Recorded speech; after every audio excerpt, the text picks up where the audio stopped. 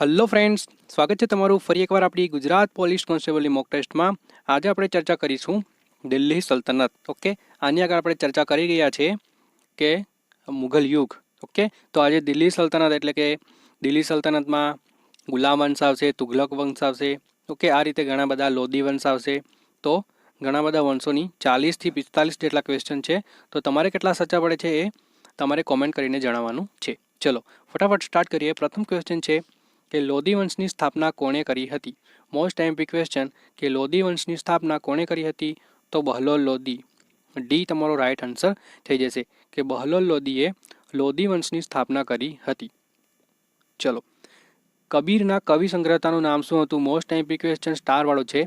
કબીર હતા કબીર, તો એમના કવિતા સંગ્રહનું નામ શું હતું? તો બીજક। યાદ રાખવાનું છે મોસ્ટ એમ્પી સી તમારો રાइट આન્સર થઈ જશે કે કવિના કવિતા સંગ્રહનું નામ શું હતું?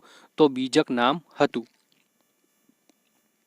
ચલો, સૌરાષ્ટ્રના સોમનાથ પર ક્યારે આક્રમણ કરવામાં આવ્યું હતું? મોસ્ટ એમ્પી કે સોમનાથ આવેલું છે સૌરાષ્ટ્રમાં। ઓકે, તો સૌરાષ્ટ્રના સોમનાથ પર ક્યારે આક્રમણ કરવામાં આવ્યું હતું? તો 1025। ઓકે, 1025-26 સોમનાથ પર આક્રમણ કરવામાં આવ્યું હતું। ચલો, ગુજરાતની સ્વતંત્ર સલ્તનતનો પાયો નાખનાર કોણ હતો? મોસ્ટ એમ્પી ક્વેશ્ચન કે ગુજરાતમાં સ્વતંત્ર સલ્તનતનો પાયો નાખનાર વ્યક્તિ કોણ હતો? તો અહીં છે તમારો જવાબ અહમદ શાહ। એ તમારો રાइट આન્સર થઈ જશે। ઓકે, અહમદ શાહનો સૂબો કોણ હતો ગુજરાતમાં?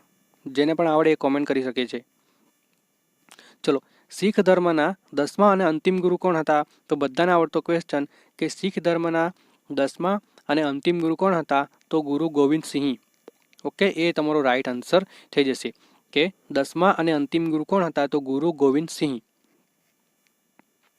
ચલો, ભારતમાં કયા શાસકે શાસનતંત્રનો ઉલમાઓમાં હસ્તક્ષેપ વિરોધ કર્યો હતો? તો અહીં તમારો રાइट આન્સર થઈ છે અલાઉદ્દીન ખિલજી। ડી તમારો રાइट આન્સર થઈ જશે કે કયો શાસક હતો જેણે શાસનતંત્રમાં ઉલમાઓના હસ્તક્ષેપ વિરોધ કર્યો હતો? તરાના યુદ્ધમાં કોનો વિજય થયો હતો? તો પૃથ્વીરાજ ચૌહાણ। ઓકે, એ તમારો રાइट આન્સર થઈ જશે। તો તરાના યુદ્ધ ટોટલ 1, 2 અને 3 જેટલા તરાના યુદ્ધ થયા છે। તો આ તમારે નોટ કરી લેવું। તરાઈનું આ યુદ્ધ હતું આઈ થિંક પ્રથમ, તેમાં પૃથ્વીરાજ ચૌહાણનો વિજય થયો હતો। અને તરાઈનું પ્રથમ યુદ્ધ, તરાઈનું દ્વિતીય અને તરાઈના તૃતીય 3 જેટલા યુદ્ધ થયા છે અલગ અલગ રાજાઓના। ચલો, દાગ અને હુલિયા વ્યવસ્થા સ્થાપક કોણ હતો? તો દાગ અને હુલિયા લગાવવાની જે વ્યવસ્થા હતી એ કરી હતી અલાઉદ્દીન ખિલજીએ। ઓકે, એટલે કે જે ઘોડા હોય ને ઘોડા, તો ઘોડાઓ પર દાગ લગાવવાની પ્રથા। ઓકે, તો એ અલાઉદ્દીન ખિલજીએ શરૂ કરી હતી અને ફિરોઝ શાહ તુગલકે બંધ કરી હતી। નોટ કરી લેજો વિદ્યાર્થી મિત્રો, અલાઉદ્દીન ખિલજીએ શરૂ કરી હતી અને ફિરોઝ શાહ તુગલકે બંધ કરી હતી। ઓકે, ચલો, મોહમ્મદ બેગડો કેટલી વર્ષે ગાદી આવ્યો હતો? કેટલા વર્ષની ઉંમરે ગાદી આવ્યો હતો? તો 13 વર્ષની ઉંમરે। ડી તમારો રાइट આન્સર થઈ જશે કે મોહમ્મદ બેગડો 13 વર્ષની વયે ગાદીએ આવ્યો હતો। ચલો, નેક્સ્ટ ક્વેશ્ચન કે દક્ષિણ ભારતમાં બ્રહ્મી સામ્રાજ્યનો ઉદય ક્યારે થયો હતો? મોસ્ટ એમ્પી કે દક્ષિણ ગુજરાતમાં બ્રહ્મી સામ્રાજ્યનો ઉદય ક્યારે થયો હતો? તો 1347। ઓકે, એ તમારો રાइट આન્સર થઈ જશે કે 1347 દક્ષિણ ભારતમાં બ્રહ્મ સામ્રાજ્યનો ઉદય થયો હતો। ખલજીના રાજ્યમાં સૈનિકોને કેટલું વેતન આપવામાં આવતું હતું? એટલે કે ખિલજી વંશના જે રાજા હશે એને સૈનિકોને કેટલું વેતન આપવામાં આવતું હતું? તો 19.5 જેટલા માસિકના હિસાબે એમને વેતન આપવામાં આવતું હતું। ડી તમારો રાइट આન્સર થઈ જશે। આ બધા જ ક્વેશ્ચનો એનસીઆરટી, ઓકે, અને જીસીઆરટી અને 11 સ્ટેન્ડર્ડ અને 12 સ્ટેન્ડર્ડના છે। ઓકે, 11મું ધોરણ 12મા ધોરણના ઇતિહાસના ક્વેશ્ચનો છે। ઓકે, આ બધા તો બેઠા પણ પૂછાઈ શકે છે, તો તમારે બધા જ નોટ ડાઉન કરી લેવા અથવા તો યાદ રાખવા। ચલો, ભક્તિ આંદોલનની શરૂઆત કોનાથી થાય છે? મોસ્ટ એમ્પી ક્વેશ્ચન છે કે ભક્તિ આંદોલનની શરૂઆત કોનાથી થાય છે? તો એ થાય છે રામાનુજનચાર્ય। ડી તમારો રાइट આન્સર થઈ જશે। ડન છે। ચલો, સલ્તનત કાળમાં સૌથી સફળ સુલતાન કોને ગણાવી શકાય છે? તો સૌથી સફળ સુલતાન જે છે એ અલાઉદ્દીન ખિલજીને ગણાવી શકાય છે। તો તમારો ડી રાइट આન્સર થઈ જશે, સી રાइट આન્સર થઈ જશે। ઓકે, અલાઉદ્દીન ખિલજીએ દાગ અને હુલિયા લગાવવાની શરૂઆત કરી હતી। ઓકે, આપણે ચર્ચા કરી ગયા। ચલો, દિલ્હી સલ્તનતનો છેલ્લો સુલતાન કોણ હતો? તો આ તો પૂછાઈ ગયેલું છે। ઓકે, આ નહીં આવડે તો તમારે ફરીથી વાંચવું પડે દિલ્હી સલ્તનત. ઓકે, તો ચલો દિલ્હી સલ્તનતનો છેલ્લો સુલતાન કોણ હતો? તો ઇબ્રાહિમ લોદી. ઓકે, બી તમારો રાઈટ આન્સર થઈ જશે કે ઇબ્રાહિમ લોદી જે હતો એ દિલ્હી સલ્તનતનો છેલ્લો સુલતાન હતો. ચલો, સૈયદ વંશની સ્થાપના કોણે કરી હતી? તો સૈયદ વંશની સ્થાપના મોસ્ટ એમપી છે તો ખીજરા ખાને કરી હતી. ઓકે, બી તમારો રાઈટ આન્સર થઈ જશે કે સૈયદ વંશની સ્થાપના ખીજરા ખાને કરી હતી. બ્રહ્મનીના સુલતાનોને કેટલા વર્ષ સુધી શાસન કર્યું હતું? તો બ્રહ્મનીના જે સુલતાનો હતા એમણે કેટલા વર્ષ સુધી શાસન કર્યું હતું? તો 179 179 જેટલા વર્ષ સુધી એમણે શાસન કર્યું હતું. ડન છે. ચલો, બ્રહ્મનીના સુલતાનીએ કેટલા વર્ષ સુધી શાસન કર્યું? તો 79 જેટલા વર્ષ સુધી શાસન કર્યું હતું. રાજા કૃષ્ણદેવરાય કયા વંશના રાજા હતા? મોસ્ટ એમ્પી ક્વેશ્ચન કે રાજા કૃષ્ણદેવરાય કયા વંશના સ્થાપક હતા? તો તુલુ વંશ. બી તમારો રાઈટ આન્સર થઈ જશે કે રાજા કૃષ્ણદેવરાય તુલુ વંશના સ્થાપક હતા. ઇસ્લામ ધર્મનો ઉદય ક્યારે થયો હતો? આ પણ સ્ટાર વાળો ક્વેશ્ચન થઈ જશે કે ઇસ્લામ ધર્મનો ઉદય ક્યારે થયો હતો? તો એ છે વિદ્યાર્થી મિત્રો ઈસવીસન 7મી સદી. ઓકે, ઈસવીસન 7મી સદીમાં ઇસ્લામ ધર્મનો ઉદય થયો હતો. કવાલી અને સિતાર સાથે કોણ સંકળાયેલું છે? તો હસન નિઝામી જે છે એ કવ્વાલી અને સિતાર સાથે સંકળાયેલા છે અને અમીર ખુસરો એ કવ્વાલીના શોધક છે અથવા તો કવ્વાલી એમણે વિકસાવી હતી. તો અહીં તમારો રાઈટ આન્સર છે સી. કવ્વાલી અને સિતાર સાથે કોણ સંકળાયેલું છે? તો હસન અલી સંકળાયેલા છે. ચલો, મિયા મીર અને શાહ બદખ્શ કયા પંથના સંતો હતા? તો એ વિદ્યાર્થી મિત્રો હતા આપણા કાદરી પંથના સંતાનો હતા.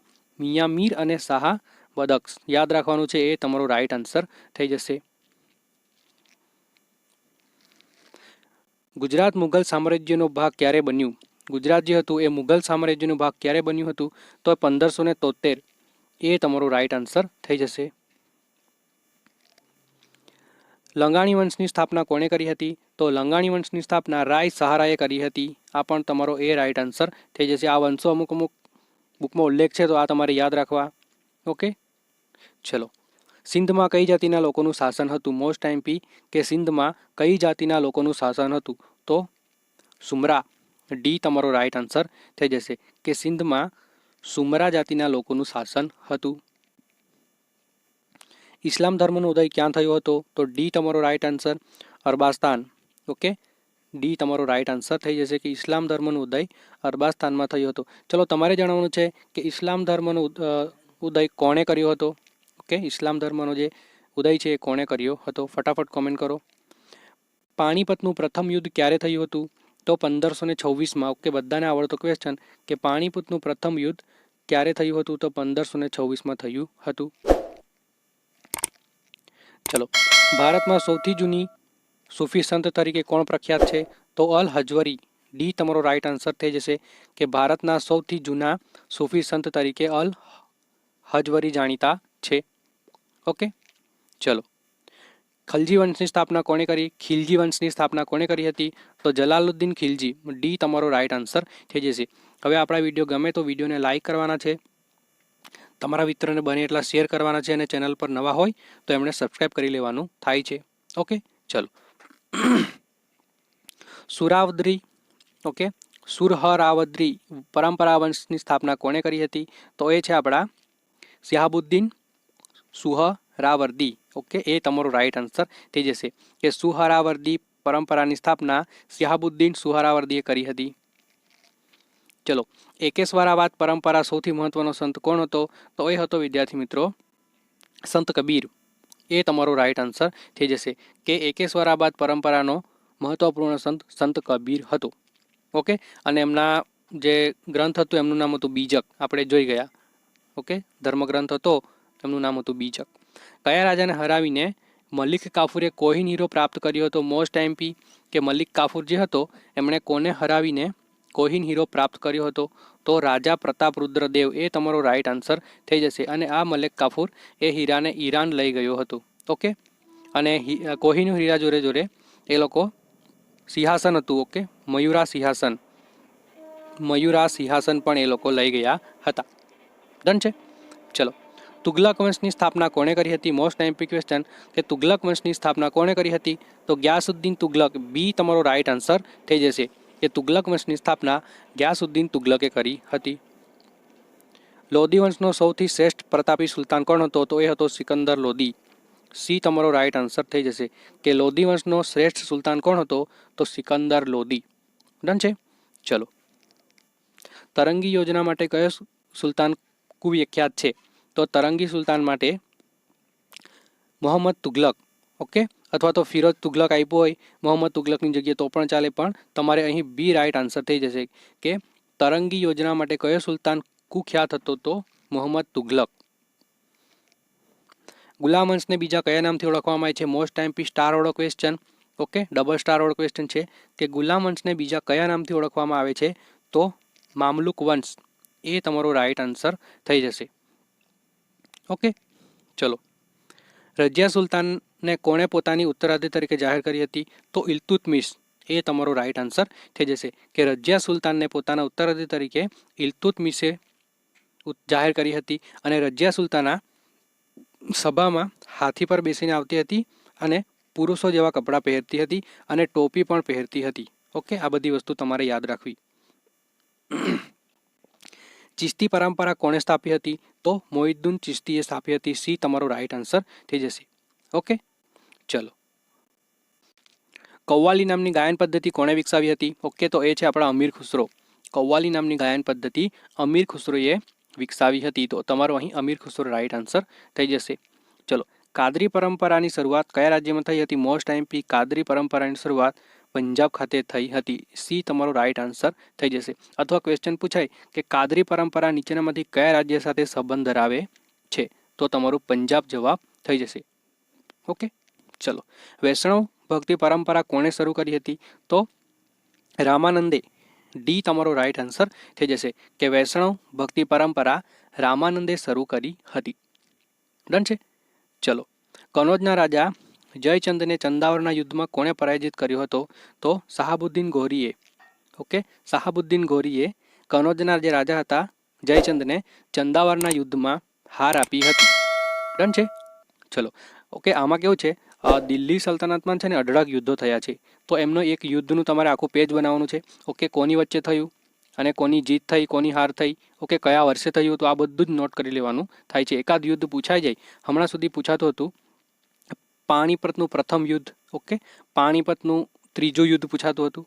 ઓકે, પછી પૂછાતું હતું આપણું ચોસાનું યુદ્ધ, પછી આપણા ગુજરાતનું છે ભૂચાર મોરીનું યુદ્ધ. ઓકે, તો આ બધા પૂછાય છે યુદ્ધો. તો તમારે બધા જ યુદ્ધ એક નોટમાં નોટ કરી લેવા. ચલો, પ્રસિદ્ધ કુતુબ મિનાર બાંધવાની શરૂઆત કોણે કરી હતી? મોસ્ટ આઈપી ક્વેશ્ચન કે પ્રસિદ્ધ કુતુબ મિનાર બાંધવાની શરૂઆત કોણે કરી હતી? તો એ કરી હતી કુતુબુદ્દીન એબકે. સી તમારો રાઈટ આન્સર થઈ જશે. અને પૂરી કોણે કરી હતી? ઓકે, એમને પૂરું બાંધકામ કોણે કર્યું હતું? તો ઇલ્તુત્મિશ. ઇલ્તુત્મિશ યાદ રાખવાનું છે તમારે કે કુતુબ મિનારની શરૂઆત કોણે કરી બાંધવાની? તો કુતુબુદ્દીન એબકે. પણ એમનું કામ પૂરું કોણે કર્યું હતું? તો ઇલ્તુત્મિશે એમનું કામ પૂરું કર્યું હતું. અને ઇલ્તુત્મિશે વાત કરીએ તો ચહલગા. ઓકે, 40 ચહલગાની શરૂઆત કરી હતી. ઓકે, 40 ચહલગા એટલે કે 40 જેટલા સૈનિક રહેતા હતા, એમની ચહલગાની શરૂઆત કરી હતી. ચલો, 1000થી લઈને 1026 દરમિયાન ભારત પર કોણે આક્રમણો કર્યા હતા? તો મોહમ્મદ ગઝનવી. સી તમારો રાઈટ આન્સર થઈ જશે. ડન છે. ચલો, અને એ લોકો સોમનાથ મંદિર પર જે આક્રમણ હતું એ લોકોનું 1026, 25 અને 26નું એ સૌથી મહત્વપૂર્ણ, સૌથી ડેન્જર અટેક હતું એ લોકોનું, જે આપણા સોમનાથ પરથી ઘણી બધી સંપત્તિ લૂંટીને ગયા હતા. ઓકે, ચલો, તો થેન્ક યુ ફોર વોચિંગ. મળીએ છીએ બીજા મોસ્ટ એમપી ક્વેશ્ચન લઈને. હવે આવશે વિદ્યાર્થી મિત્રો આપણી 100 માર્ક્સની ટેસ્ટ. કોની? તો બિન સચિવાલય. ઓકે, બિન સચિવાલયની 100 માર્ક્સની ટેસ્ટ આવશે. ઓકે, ચલો, તો તમારે અહીં બેક ટુ બેક જે સત્યાગ્રહ થયા છે યાદ રાખવાના છે. તમને ક્વેશ્ચન પૂછા જાય કે નીચેનામાંથી સત્યાગ્રહોને ક્રમ પ્રમાણે ગોઠવો, તો ચંપારણ સત્યાગ્રહ 2017માં. ઓકે, ગાંધીજીનો ભારતમાં પ્રથમ સત્યાગ્રહ છે આ. ખેડા સત્યાગ્રહ 1918માં, તો આ પણ આપણા ગુજરાતનો ગાંધીજીનો પ્રથમ સત્યાગ્રહ છે. તો ચંપારણ 1917, ખેડા 1918, ખિલાફત આંદોલન 1919, રોલેક્ટ એક્ટ 1919, અસહકાર આંદોલન 1922, બારડોલી સત્યાગ્રહ 1928, જ્યાં સરદાર વલ્લભભાઈને સરદારનું બિરુદ મળ્યું હતું. અને આ સરદારનું બિરુદ બારડોલીની જે મહિલાઓ હતી એ મહિલાઓ દ્વારા આપવામાં આવ્યું હતું. અને હજુ ડીપમાં પૂછે તો મહિલાનું નામ પૂછે તો ભીખીબહેન. ઓકે, ભીખીબહેન નામની જે મહિલા હતી એ મહિલાએ સરદારનું બિરુદ આપ્યું હતું. ઓકે, ચલો મીઠાનો સત્યાગ્રહ, દાંડીકૂચ 1930 અને ભારત છોડો 1942 બધા જ તમારે યાદ રાખવાના થાય છે. ફરી પાછું જોઈ લઈએ. ચંપારણ 1917, ખેડા સત્યાગ્રહ 1918, ખિલાફત, રોલકટેક, અહીંયા જલિયાવાલા બાગ હત્યાકાંડ 1919, અસહકાર આંદોલન 1920-22, બારડોલી સત્યાગ્રહ 1928, મીઠાનો સત્યાગ્રહ 1930 અને ભારત છોડો 1942. ડન છે. તો જય હિન્દ જય ભારત. મળીએ છીએ બીજા મોસ્ટ એમ્પિક્યુઝ લઈને. ત્યાં સુધી જય હિન્દ જય ભારત.